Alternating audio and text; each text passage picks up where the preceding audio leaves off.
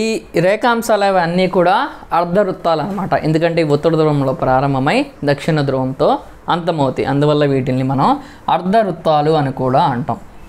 అయితే ఈ 0 డిగ్రీల రేఖాంశం నుంచి తూర్పు వైపున, అంటే తూర్పు అంటే ఇటు, ఈ తూర్పు వైపున ఈస్ట్ వైపుకు వెళ్ళే కొద్దీ అక్కడ నుంచి లెక్కేసుకుంటూ వెళ్తే కరెక్ట్గా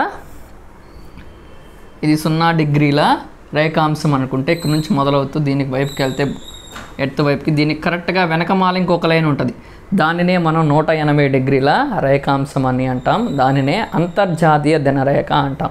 అంటే ఈ రేఖాంశం నుంచి దీనికి వెనక వైపున కరెక్ట్గా 180 డిగ్రీల రేఖాంశాలు అయితే ఉంటాయి. 180 డిగ్రీల రేఖాంశాలు అంటే 180 రేఖాంశాలు ఉంటాయి.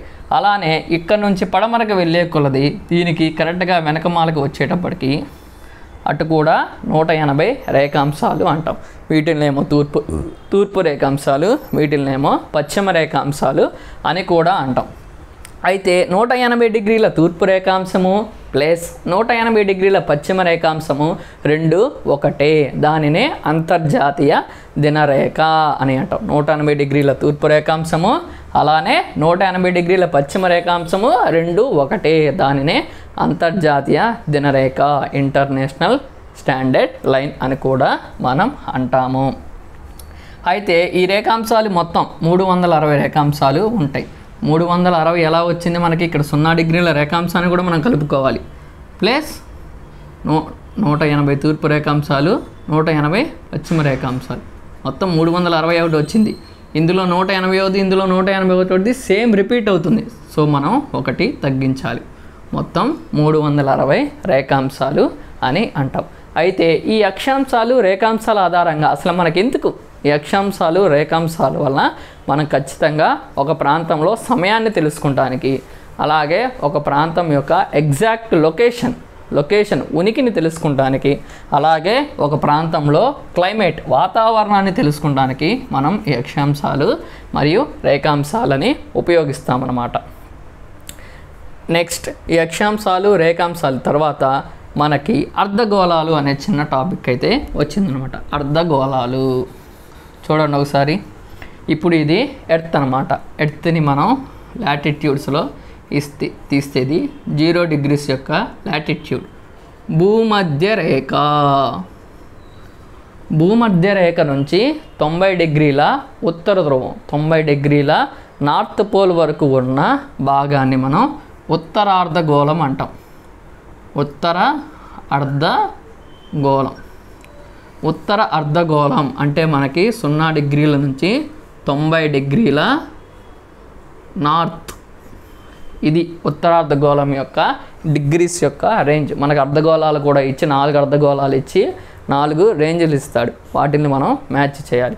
ఇది ఉత్తర అర్ధగోళం, ఇంగ్లీష్లో నార్థరన్ హెమిస్పియర్. అర్ధగోళం అంటే ఇంగ్లీష్లో హెమిస్పియర్. భూమధ్య రేఖ నుంచి దక్షిణ ధ్రువం 90 డిగ్రీల సౌత్ పోల్ వరకు ఉన్న దానిని మనం దక్షిణ అర్ధగోళం. 0 డిగ్రీల నుంచి 90 డిగ్రీల సౌత్ పోల్ వరకు మనకి దక్షిణ అర్ధగోళం ఉంటుంది. అలానే 0 డిగ్రీల రేఖాంశం, ఇందాక మనం చెప్పుకున్నాం కదా, 0 డిగ్రీల యొక్క రేఖాంశాన్ని మనం ఏమంటామంటే ప్రామాణిక రేఖాంశము లేదా ముఖ్య రేఖాంశం అంటారు. ఈ 0 డిగ్రీల రేఖాంశానికి తూర్పు వైపున ఉన్న అర్ధగోళాన్ని మనము తూర్పు అర్ధగోళం లేదా పూర్వార్ధగోళము అంటాం. పూర్వార్ధగోళం లేదా తూర్పు అర్ధగోళం. ఇది 0 డిగ్రీల నుంచి 180 డిగ్రీల తూర్పు రేఖాంశాల మధ్యతో విస్తరించి ఉంటుంది. దీనినే మనం ఇంగ్లీష్లో ఈస్టర్న్ హెమిస్పియర్ అంటాం. Eastern hemisphere. నెక్స్ట్ ఈ 0 డిగ్రీల రేఖాంశం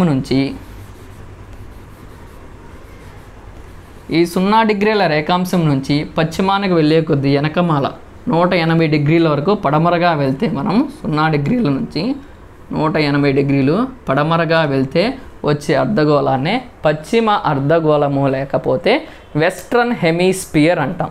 మనకి 4 అర్ధగోళాలు: northern hemisphere, southern hemisphere. Northern hemisphere అంటే 0 డిగ్రీల అక్షాంశము నుంచి 90 డిగ్రీల ఉత్తర అక్షాంశం వరకు ఉన్న అర్ధగోళాన్ని మనం ఉత్తర అర్ధగోళం లేదా నార్థరన్ హెమిస్పియర్ అంటాం. అలానే భూమధ్య రేఖ నుంచి 90 డిగ్రీల దక్షిణ ధ్రువం వరకు, భూమధ్య రేఖ నుంచి 90 డిగ్రీల దక్షిణ ధ్రువం వరకు ఉన్న అర్ధగోళాన్నే దక్షిణ అర్ధగోళము లేదా సదరన్ హెమిస్ఫియర్ అంటాం.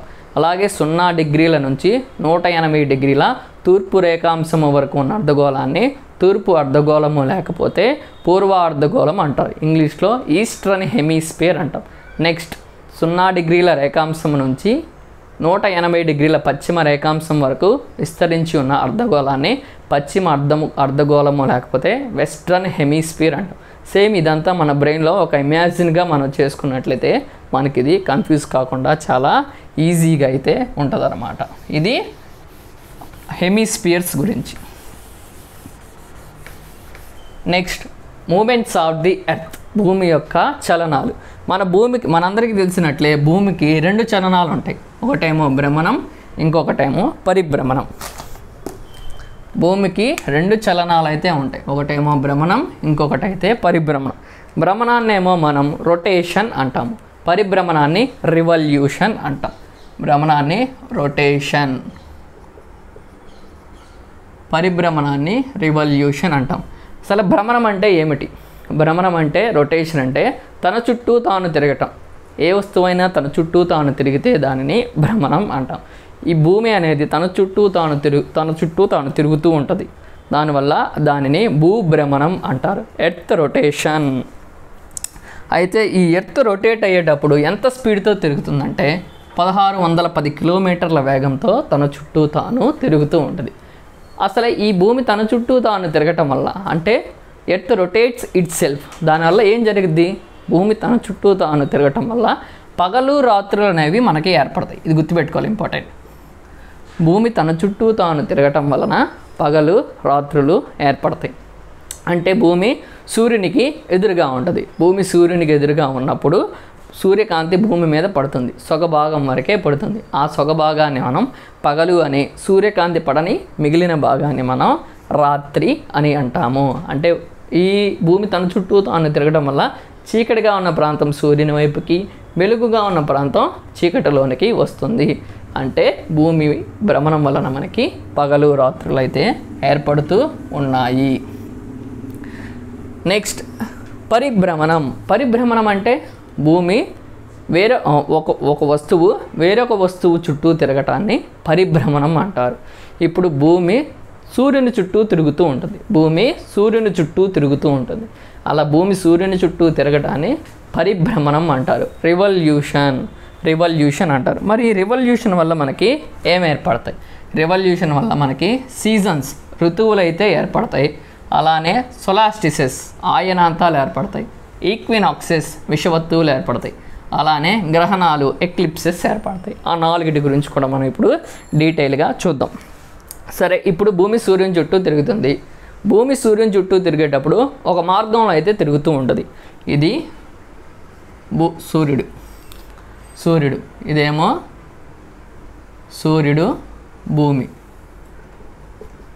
సూర్యుని చుట్టూ భూమి ఒక మార్గంలో అయితే తిరుగుతూ ఉంటుంది. మరి ఆ మార్గాన్ని ఏమంటామంటే మనం కక్ష అంటాం. ఆ మార్గాన్ని మనం కక్ష లేకపోతే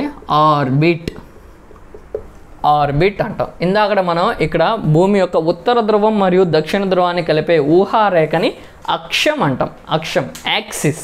ఇక్కడేమో కక్ష, ఆర్బిట్ అంటాం. ఈ మార్గాన్ని మనం ఆర్బిట్ అంటాం. ఇది దీర్ఘవృత్తాకారంలో ఉంటుంది. అయితే దీని యొక్క పొడవు ఎంతంటే 965 మిలియన్ కిలోమీటర్లు. 965 మిలియన్ కిలోమీటర్లు. సరే, భూమి తన చుట్టూ తాను తిరగడాన్ని భ్రమణం అంటారు. అసలు ఈ భ్రమణానికి ఎంత సమయం పడుతుంది? ఈ భ్రమణానికి ఎంత సమయం పడుతుందంటే 23 గంటల 56 నిమిషాల 4.09 సెకండ్ల సమయం పడుతుంది. భూమి తన చుట్టూ తాను తిరగడానికి పట్టే సమయం 23 గంటల 56 నిమిషాల 4.09 సెకండ్ల సమయం పడుతుంది. మరి పరిభ్రమణానికి, భూమి సూర్యుని చుట్టూ తిరగడానికి ఎంత సమయం పడుతుంది? 365 1/4 రోజుల సమయం పడుతుంది. సాధారణంగా మనం దీనిని 365 రోజులని పిలవటం జరుగుతుంది. మరి ఈ పావు రోజుని మనం ఏం చేస్తాం? ఈ పావు రోజుని 4 పావులు కలిపితే 1, 4 పైసలు కలిపితే 1 రూపాయి. అలానే ఈ 4 పావు రోజులను కలిపి ప్రతి 4 సంవత్సరాలకి ఈ 4 పావులను కలిపి ప్రతి 4 సంవత్సరాలకి ఒక రోజును చేసి ప్రతి 4వ సంవత్సరాన్ని యాడ్ చేస్తాం అన్నమాట. దానినే మనం లీప్ ఇయర్ అంటాం, లీపు సంవత్సరం అంటాం. అందుకే లీప్ సంవత్సరం ప్రతి 4 సంవత్సరాలకి ఫిబ్రవరి 29వ రోజు ఒక రోజు ఎక్స్ట్రా వస్తుంది. ఆ ఒక రోజు ఎక్స్ట్రా ఎలా వస్తుంది అంటే ఇక్కడ వస్తుంది. ఈ కారణం వలన మనకి లీపు సంవత్సరం వస్తుందన్నమాట. సో మనం ఇప్పుడు భూభ్రమణం గురించి నేర్చుకున్నాం. భూ పరిభ్రమణం వలన మనకి 4 ఏర్పడతాయి: ఋతువులు, ఆయనాంతాలు, విషవత్తులు మరియు గ్రహణాలు. వాటిల్లో ఫస్ట్ది మనం ఋతువుల గురించి చూద్దాం. ఋతువుల్లో ఇంగ్లీష్లో మనం సీజన్స్ అంటాం. మొత్తం మన సంవత్సర కాలాన్ని కనుక చూసుకున్నట్లయితే 4 సీజన్స్ అయితే ఏర్పడతాయి. ఒకటోది వేసవి కాలం, రెండవది శీతాకాలం, మూడవది వసంత ఋతువు, నాలుగవది శరద్ ఋతువు. ఒకటోది వేసవి కాలం, 2 శీతాకాలం, మూడవది వసంత ఋతువు, నాలుగవది శరద్ ఋతువు. వేసవికాలం సమ్మరు, వింటరు, తర్వాత స్ప్రింగు, ఆటం. ఈ 4 కాలాలు అయితే ఏర్పడతాయి. అసలు ఈ 4 కాలాలు ఎలా ఏర్పడతాయో మనం ఒకసారి అయితే చూద్దాం. ఇప్పుడు భూమి సూర్యుని చుట్టూ తిరుగుతూ ఉంది. సూర్యుని చుట్టూ తిరుగుతూ మనకి జూన్ 21 వచ్చింది. భారతదేశం అనేది ఉత్తరార్ధగోళంలో ఉంటుంది. ఉత్తరార్ధగోళంలో భారతదేశం ఉన్న కర్కట రేఖ పోతూ ఉంటుంది. సో మనం ఈ కాన్సెప్ట్ను కూడా మనం ఉత్తరార్ధగోళం కాన్సెప్ట్లో అయితే చూద్దాం. జూన్ 21వ తేదీన సూర్యకిరణాలు అనేవి భూమి మీద ఏదో ఒక ప్రాంతంలో పడతాయి. జూన్ 21వ తేదీన సూర్యకిరణాలు ఎక్కడ పడినాయి? కర్కట రేఖ మీద పడినాయి. ఏ రేఖ మీద? కర్కట రేఖ మీద. 23.5 డిగ్రీల ఉత్తర అక్షాంశం కర్కట రేఖ మీద సూర్యకిరణాలు పడినాయి అన్నమాట. ఆ కర్కట రేఖ మీద సూర్యకిరణాలు పడినప్పుడు నెట్ట నిలువుగా పట్టముల సూర్యకిరణాలు ఆ ప్రాంతం మొత్తం చాలా వేడిగా ఉంటుంది. సో కర్కట రేఖ మీద అప్పుడు వేసవి కాలం మొదలవుతుందన్నమాట. కర్కట రేఖ మీద నుంచి ఉత్తర ధ్రువం వెళ్ళే కొద్దీ భూమి వంగుతుంది కాబట్టి సూర్యకిరణాలు కూడా పైకి వెళ్ళే కొద్దీ ఏటవాలుగా పడతా ఉంటాయి. అయితే ఈ టైంలో ఏం జరుగుతుందంటే, ఇక్కడ చెప్పాను కదా కర్కట రేఖ, ఇక్కడ ఆర్కిటిక్ వలయం నుంచి ఈ ఉత్తర ధ్రువం ఈ ప్రాంతం బాగా వంగి ఉంటుంది. అయితే భూమి అనేది ఎప్పుడు ఈ కొంత ఒక 23.5 డిగ్రీలు వంగి తిరుగుతుంది. ఈ వంగి తిరగటం అనేది భూమి సూర్యుని చుట్టూ తిరిగి అన్ని ప్రాంతాలలో ఇలానే వంగి తిరుగుతుంది. ఈ వంగి తిరగటం వల్ల ఏం జరుగుతుంది? ఈ ప్రాంతం ఎప్పుడు సూర్యుని ఈ కాలంలో జూన్ 21 నుంచి మనకి జూన్ 21 నుంచి సెప్టెంబర్ 22 వరకు మనకి ఈ ప్రాంతం అనేది సూర్యుని వైపుకి అలా వంగి ఉంటుంది. ఆ టైంలో ఏం జరుగుతుందంటే సూర్యకిరణాలు కర్కట రేఖ మీద పడినప్పుడు ఆర్కిటిక్ వలయం నుంచి ఉత్తర ధ్రువం వరకు అంటే సుమారు 6 నెలలు, ఇక్కడ నుంచి డిసెంబర్ వచ్చేంత వరకు 6 నెలలు ఇది సూర్యుని వైపే ఉంటుంది. దీనివల్ల 6 నెలల కాలం ఆర్కిటిక్ నుంచి ఉత్తర ధ్రువం వరకు 6 నెలల పగటి కాలం అయితే ఉంటుంది. 6 నెలల పగటి కాలం అయితే ఉంటుంది. దీనిని ఇలా కర్కట రేఖ మీద సూర్యకిరణాలు పడి ఆర్కిటిక్ వలయం నుంచి ఉత్తర ధ్రువం వరకు 6 నెలలు పగటి కాలం ఉండటాన్ని మనం ఏమంటారంటే వేసవి ఆయనాంతం అంటారు. వేసవి ఆయనాంతం అంటారు. సమ్మర్ సొలాస్టిసెస్ అని అంటారు. సేమ్ ఇదే కాన్సెప్ట్ మళ్ళీ దక్షిణార్ధగోళంలో రివర్స్ అవుతుంది. అది ఎప్పుడు జరుగుతుందో చూద్దాం. డిసెంబర్ 22 ఏం జరుగుతుందంటే సూర్యకిరణాలు మకర రేఖ మీద నిలువుగా పడతాయి. అంటే ఇది అనేది ఇట్లా తిరుగుతూ ఇట్లా వచ్చింది. సూర్యకిరణాలు మకర రేఖ మీద నిలువుగా పడింది. ట్రాపిక్ ఆఫ్ క్యాప్రికాన్ 23.5 డిగ్రీల దక్షిణ అక్షాంశం పడటం వల్ల ఏం జరుగుతుంది? సూర్యకిరణాలు ఇక్కడ మకర రేఖ మీద నిలువుగా పడినాయి. అంటార్కిటిక్ వలయం నుంచి దక్షిణ ధ్రువం వరకు సూర్యకిరణాలు అనేవి 6 నెలల పాటు అట్లా వక్రంగానే పడి ఉంటాయి. అప్పుడు ఇక్కడ 6 నెలల పగటి కాలం ఉంటుంది. అలా దక్షిణార్ధగోళంలో 6 నెలల పగటి కాలం ఉండటాన్ని మనం ఏమంటామంటే శీతాకాల ఆయనాంతం అని అంటాము. ఇది ఉత్తరార్ధగోళాన్ని మనం కాన్సెప్ట్ని బేస్ చేసుకొని ఉత్తరార్ధగోళంలో సూర్యకిరణాలు కర్కట రేఖ మీద పడటం వల్ల వేసవి అయనాంతం. డిసెంబర్ 22న మకర రేఖ మీద సూర్యకిరణాలు నిట్ట నిలువుగా పడటాన్ని మనం ఉత్తరార్ధగోళంలో శీతాకాల ఆయనాంతం అని అంటాం. కాన్సెప్ట్ చాలా జాగ్రత్తగా గుర్తుపెట్టుకో. మనం ఇది మొత్తం ఉత్తరార్ధగోళానికి సంబంధించి. ఉత్తరార్ధగోళంలో మనం శీతాకాల ఆయనాంతం అని అంటాం.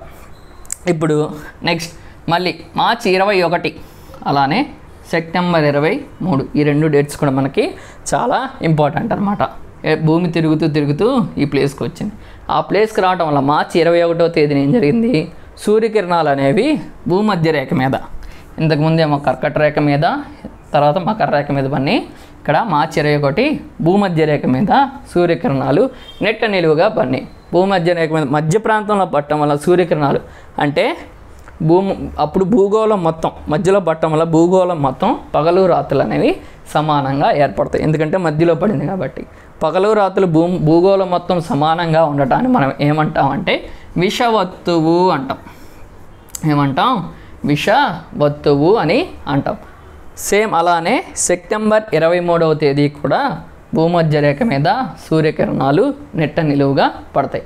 భూమధ్య రేఖ మీద సూర్యకిరణాలు నెట్ట నిలువుగా పడటం వల్ల భూగోళం మొత్తం పగలు రాత్రులు సమానముగా ఉంటాయి. ఇలా పగలు రాత్రులు సమానంగా ఉండటాన్ని మనం విషవత్తువు అంటాం. దీనిని ఇంగ్లీష్లో ఈక్వినాక్సెస్ అని అంటాం. ఈక్వినాక్సెస్ అంటాం. అయితే మార్చి 21న ఉత్తరార్ధగోళంలో ఏ ఋతువు ఉంటుందంటే వసంత ఋతువు ఉంటుంది. అలానే దక్షిణార్ధగోళంలో సెప్టెంబర్ 23న మనకి శరద్ ఋతువు అయితే ఉంటుంది. ఇక్కడే చూడండి, వేసవి కాలం జూన్ 21లో మనకు వస్తుంది. శరద్ ఋతువు తర్వాత ఇక్కడేమో శీతాకాలం, వసంతకాలం. విషవత్తువులు మార్చి 21, సెప్టెంబర్ 23. విషవత్తువులు అంటే పగలు రాత్రులు సమానంగా ఉండటం. ఆయనాంతాలు అంటే సొలాస్టిసెస్ అంటే కర్కట రేఖ మీద మకర రేఖ మీద సూర్యకిరణాలు పడటం. ఒకసారి ఇక్కడ బ్రీఫ్గా మరి ఎక్స్ప్లెయిన్, ఒక చిన్న కోడ్ కూడా మీకు చెప్తాను అనమాట. JDMS. జే అంటే June, J for June, D for December. June 21, December 22. ఈ JDMSలో మనకేం ఏర్పడతాయి? ఆయనాంతాలు. ఏమేర్పడతాయి? ఆయనాంతాలు. ఇంగ్లీష్లో సొలాస్టిసెస్ ఏర్పడతాయి. సొలాస్టిసెస్. జేడీలో మనకి సొలాస్టిసెస్ అయితే ఏర్పడతాయి. ఈ డేట్లు గుర్తుంటాయి కదా, జేడీ అనగానే మనకి సొలాస్టిసెస్ అయితే ఏర్పడతాయి. నెక్స్ట్ MS, మహేంద్ర సింగ్ ధోనిలలో ఎంఎస్లో మనకి మార్చి 21, సెప్టెంబర్ 23. ఈ రెండిట్లో మనకి ఏం ఏర్పడతాయి? విషవత్తువులు ఏర్పడతాయి. ఎంఎస్లో విషవత్తువులు ఏర్పడతాయి. ఇంగ్లీష్లో దీన్ని ఈక్వినాక్సెస్ అంటారు. ఇప్పుడు చూడండి, ఈ సొలాస్టిసెస్, జేడీలో సొలాస్టిసెస్ అంటే మీనింగ్ ఏం లేదు. జూన్లో కర్కట రేఖ మీద సూర్యకిరణాలు నెట్ట నిలువుగా పడతాయి. అలాగే డిసెంబర్లో మకర రేఖ మీద సూర్యకిరణాలు నెట్ట నిలువుగా పడతాయి. కర్కట రేఖ trophic of cancer, Makar Rekha trophic of Capricorn. అలాగే మార్చి 21న సూర్యకిరణాలు భూమధ్య రేఖ మీద ఈక్వెటార్ మీద ఈ 2 రోజులు నెట్ట నిలువుగా పడతాయి. అట్లా నెట్ట నిలువుగా పడటాన్ని మనం విషవత్తువులు అంటాం. ఉత్తరార్ధగోళంలో మనకి 4 ఋతువులు అయితే ఈ సమయంలో ఏర్పడతాయి. ఇక్కడతో మనం ఋతువులు కాన్సెప్ట్ అయిపోయింది. ఆయనాంతాలు సొలాస్టిసెస్ అయిపోయింది. విషవత్తువులు పగలు రాత్రులు సమానంగా ఉండే రోజులు, విషవత్తువులు ఈక్వినాక్సెస్ అయిపోయింది. నెక్స్ట్ గ్రహణాలనే మనం ఇంగ్లీష్లో ఎక్లిప్సెస్ అంటాం. గ్రహణాలు ఎన్ని రకాలు? గ్రహణాలు 2 రకాలు. ఒకటేమో సూర్యగ్రహణం, రెండవది చంద్రగ్రహణం. సోలార్ ఎక్లిప్సెస్, సూర్యగ్రహణం. దీన్నే మనం ఇంగ్లీష్లో సోలార్ ఎక్లిప్సెస్ అని అంటాము. రెండవది చంద్రగ్రహణం, దాన్ని లూనార్ ఎక్లిప్సెస్ అంటాం. ఇది సూర్యుడు. ఒక చిన్న బొమ్మతో మీకు సూర్యగ్రహణం, చంద్రగ్రహణం ఏర్పడుతుంది. గ్రహణం అంటే ఏరా నీకు గ్రహణం పట్టిందిరా అంటాం. ఏమైందిరా అంటాం. అంటే గ్రహణం పట్టిందంటే మనకి ఆ వస్తువు కనిపించదు అనమాట. సో సూర్యగ్రహణం ఇప్పటికే మీకు అర్థమైపోయి ఉంటుంది. సూర్యగ్రహణం అంటే సూర్యుడు కనిపించడు. అంటే సూర్యునికి భూమికి మధ్యలో ఎవరో ఒకరు అడ్డు రావాలి. ఏం అడ్డు వస్తుంది? మనకు దగ్గరగా చంద్రుడు ఉన్నాడు కాబట్టి చంద్రుడు అడ్డు వస్తాడు అనమాట.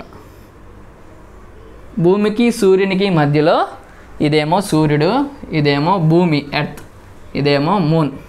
సూర్యునికి భూమికి మధ్యలో చంద్రుడు అడ్డు రావటం వల్ల సూర్యుడు కనబడ్డు, మధ్యలో చంద్రుడు అడ్డు వచ్చాడు, అందువల్ల సూర్యుడు కనబడ్డు. దానిని మనం సూర్యగ్రహణం అంటారు. Solar eclipses. సూర్యగ్రహణం ఎప్పుడే ఏర్పడుతుందంటే అమావాస్య రోజున మాత్రమే ఏర్పడుతుంది. దాన్నే మనం న్యూ మూన్ డే అంటాం. అమావాస్య రోజున మన ఇంగ్లీష్లో న్యూ మూన్ డే అంటాం. కానీ అన్ని అమావాస్య రోజులలో సూర్యగ్రహణం అయితే ఏర్పడదు. నెక్స్ట్ చంద్రగ్రహణం. దీన్నే మనం లూనార్ ఎక్లిప్సెస్ అంటాం. లూనార్ ఎక్లిప్సెస్ అంటే చంద్రుడి గ్రహణం పట్టింది అంటే చంద్రుడు కనిపించడు. సూర్యుడు సేమ్, మళ్ళీ సూర్యుడు, భూమి. ఈసారి చంద్రుడు భూమి యొక్క నీడలోకి వెళ్ళిపోయాడు. సూర్యకిరణాలు భూమి మీద పడ్డాయి. భూమికి సేమ్ ఒకే సరళ రేఖలో ఉండాలన్నమాట ఎప్పుడు. అయితే చంద్రుడు భూమి వెనక్కి వెళ్ళిపోయినప్పుడు భూమి యొక్క నీడలో చంద్రుడు మనకి కనిపించాడు. అప్పుడు చంద్రగ్రహణం ఏర్పడుతుంది. చంద్రగ్రహణం ఎప్పుడు ఏర్పడుతుంది? పౌర్ణమి రోజున. ఇంగ్లీష్లో పౌర్ణమి రోజుని ఫుల్ మూన్ డే అంటారు. అన్ని పౌర్ణమి రోజులన చంద్రగ్రహణం అయితే ఏర్పడదు. కొన్ని పౌర్ణమి రోజులు మాత్రమే మనకి చంద్రగ్రహణం అయితే ఏర్పడుతుంది. ఇది ఫ్రెండ్స్ గ్లోబ్, భూమి యొక్క నమూనా. Globe is the model of earth అనే చాప్టర్లో మనకి హెచ్జిటికి మరియు స్కూల్ అసిస్టెంట్కి సంబంధించిన ముఖ్యమైన పాయింట్స్. ఈ చాప్టర్ని మీరు రెండు సార్లు లేదా 3 సార్లు, కొన్ని కాన్సెప్ట్లు కొంచెం కష్టంగా ఉన్నా 2-3 సార్లు కనుక చూసారైతే ఇందులో నుంచి మీకు బిట్స్ అయితే డెఫినెట్గా రావడం జరుగుతుంది. కింద మన వాట్సాప్ లింక్ ఉంటుంది, అందులో జాయిన్ అవ్వండి. అలాగే మన యాప్ మండే నుంచి అవైలబిలిటీగా ఉంటుంది. దాన్ని మీరు డౌన్లోడ్ చేసుకుంటే వీడియోస్ మరియు ఎగ్జామ్స్ ఫ్రీగా అయితే రాయవచ్చు. ఈ వీడియో కనుక నచ్చినట్లయితే మీరు సబ్స్క్రైబ్ చేయండి. అలాగే ఈ వీడియో మీరు పూర్తిగా చూడండి, 1-2-3 సార్లు మీకు మంచిగా అయితే నాలెడ్జ్ అయితే వస్తుంది. Thank you.